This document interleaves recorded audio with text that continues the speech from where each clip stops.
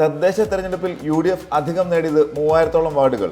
LDFന് നഷ്ടമായത് 1117 വാർഡുകൾ. ഇന്ത്യ ഹിന്ദു രാഷ്ട്രം, അതിന് ഭരണഘടനയുടെ അനുമതി ആവശ്യമില്ലെന്ന് RSS തലവൻ മോഹൻ ഭാഗവത്. പ്രീ സ്കൂൾ ഇനി പൊതുവിദ്യാഭ്യാസത്തിൽ, അങ്കണവാടികൾ സ്കൂളിന്റെ ഭാഗമാക്കാൻ ഒരുങ്ങി സർക്കാർ.